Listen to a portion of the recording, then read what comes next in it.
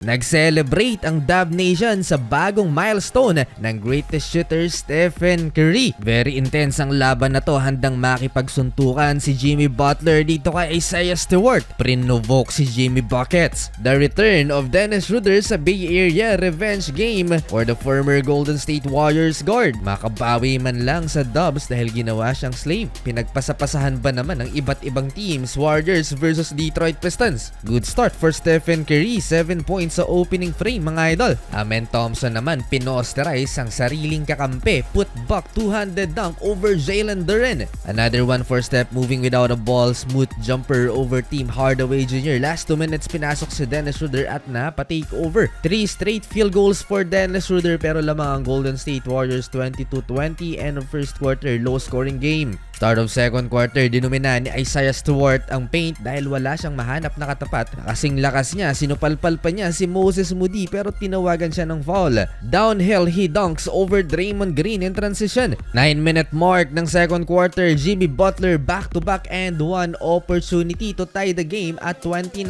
9 points si Jimmy Buckets sa first half. Kabanggaan naman sila ni Dennis Schroeder mga idol, hindi nakatingin doon na si Jimmy Butler. Bagsak ang Pistons guard at tiningnan pa ni Jimmy Butler habang nakatawa si Dennis Schroeder. Schroeder with an answer, cutting scoop layup, 8 points sa first half, 4 of 6 shooting. Si Dennis, si Guy Santos off the bench at si Stephen Curry ang leading scorer ng Golden State with both 11 points. 54-51 Detroit Pistons with 3-point lead at the half. Third quarter, first 3-point attempt ni Jimmy Butler. Pasok yan, nasundan pa ng dalawang magkasunod na 3-pointer naman ni Stephen Curry. Jalen Duren again dominating the paint. Tumabi na lang si Guy Santos, babasagin pa yata ang board. Hindi nagawang makalayo ng Golden State Warriors dahil napatake over si Cade Cunningham sa last 5 minutes. Under 3 minutes left, na-physical ni Isaiah Stewart si Jimmy Butler. Masama ang pagkakabagsak ni Jimmy Buckets.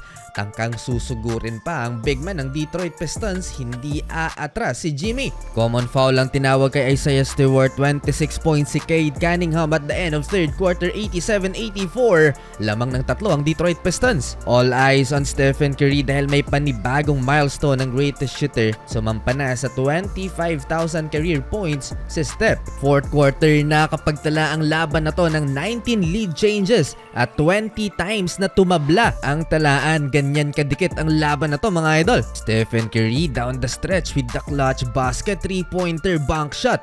Highly contested ni Amen Thompson yung tirang yun ni Steph kaya napahawak na lang sa ulo si Steph Curry. Again, labang ulit ang Detroit Pistons matapos ang corner 3 ni Malik Beasley mga idol, 101-100. Last 3 minutes, nice assist by Draymond to Steph and 1. Hanggang sa dulo ba naman ng laban na to, palitan pa rin ng lamang ang magkalabang kupunan. Jimmy Butler versus Tobias Harris mid-range, sabay turo si Jimmy Buckets kay Tobias. Wala nang isang minuto mga idol, Cade Cunningham clutch, 108-106, 2-point lead for Detroit. But Draymond Green takes the shot after the timeout, 110-108. Ginulat ang Detroit, hindi nila inasahan na si Draymond ang titira mga idol.